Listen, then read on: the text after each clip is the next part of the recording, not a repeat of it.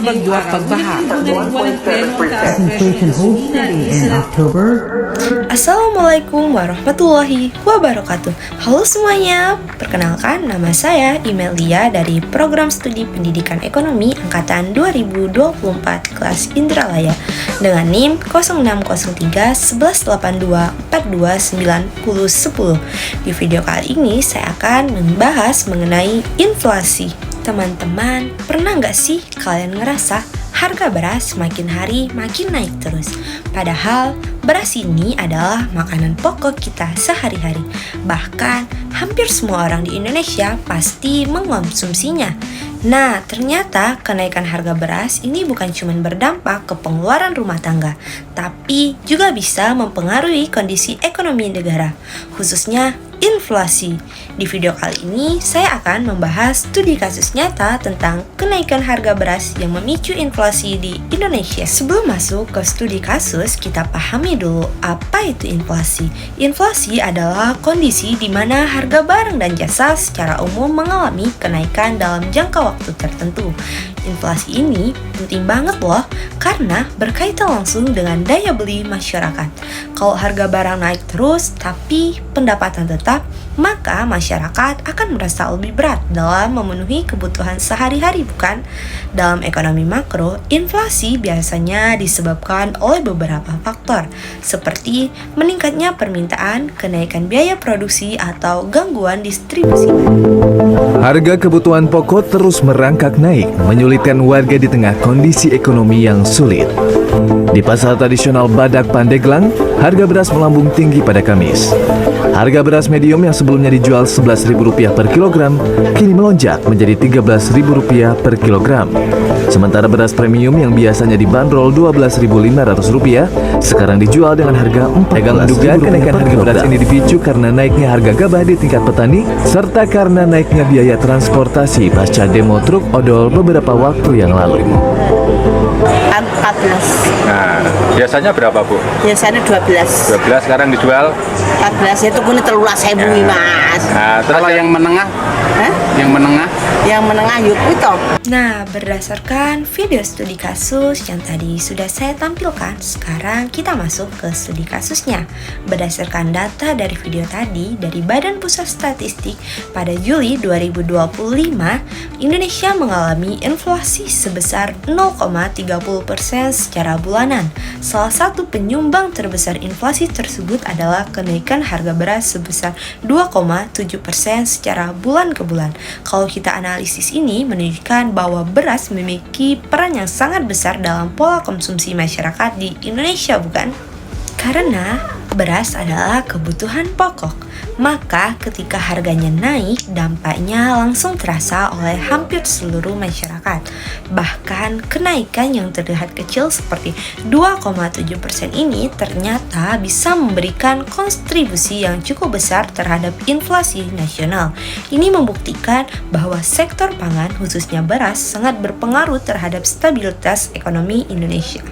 Lalu, kenapa sih harga beras bisa naik? Namun, ada beberapa faktor penyebab dari harga beras ini ikut terus naik. Yang pertama, dari sisi produksi. Produksi beras bisa terganggu oleh faktor cuaca seperti kekeringan atau banjir yang menyebabkan hasil panen menurun. Yang kedua, dari sisi distribusi. Jika distribusi tidak lancar atau biaya transportasi meningkat, maka harga beras di pasar juga ikut naik. Dan faktor terakhir dari sisi permintaan. Permintaan beras di Indonesia sangat tinggi karena hampir seluruh masyarakat mengonsumsinya setiap hari. Dari ketiga faktor ini akhirnya menyebabkan terjadinya inflasi yang terjadinya akibat kenaikan biaya produksi atau harga barang pokok. Selain memiliki beberapa faktor penyebab dari inflasi tadi, adapun dampak dari kenaikan harga beras ini sangat luas dalam ekonomi makro. Pertama, daya beli masyarakat menurun. Masyarakat harus mengeluarkan lebih banyak uang untuk membeli kebutuhan pokok.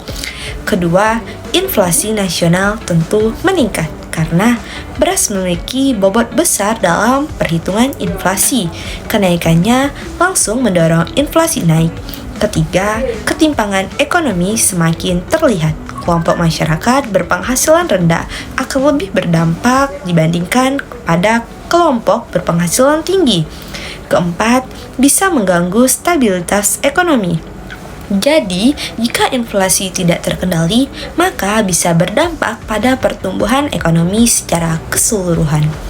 Nah, berdasarkan video dari YouTube yang sudah saya cantumkan, dijelaskan juga bahwa kenaikan harga beras ini memang menjadi salah satu faktor utama penyebab inflasi di Indonesia, tepatnya pada bulan Juli 2025. Hal ini semakin memperkuat bahwa studi kasus ini benar-benar terjadi dan relevan untuk dianalisis. Dari studi kasus yang telah kita bahas, kita dapat menyimpulkan bahwa kenaikan harga beras bukan hanya sekedar masalah sederhana dalam kehidupan sehari-hari, tetapi merupakan fenomena ekonomi yang memiliki dampak luas terhadap kondisi makroekonomi Indonesia. Beras sebagai kebutuhan pokok utama memiliki peran yang sangat besar dalam struktur konsumsi masyarakat, sehingga setiap kenaikan harganya akan langsung mempengaruhi tingkat inflasi nasional. Selain itu, faktor-faktor seperti gangguan produksi akibat cuaca, distribusi yang kurang efisien, serta tingginya permintaan masyarakat menunjukkan bahwa inflasi ini tidak terjadi secara tiba-tiba, melainkan merupakan hasil dari berbagai faktor yang saling berkaitan. Dampaknya ditimbulkan pun tidak hanya dirasakan pada tingkat individu, tetapi juga pada tingkat nasional seperti meningkatnya inflasi dan potensi terganggunya stabilitas ekonomi. Oleh karena itu, menjaga stabilitas harga pangan khususnya beras menjadi hal yang sangat penting dan perlu mendapatkan perhatian serius dari pemerintah maupun secara keseluruhan terkait kebijakan yang tepat seperti peningkatan produksi, perbaikan distribusi, serta pengendalian inflasi oleh otoritas moneter. Diharapkan kondisi ekonomi dapat tetap stabil dan kesejahteraan masyarakat juga dapat terjaga.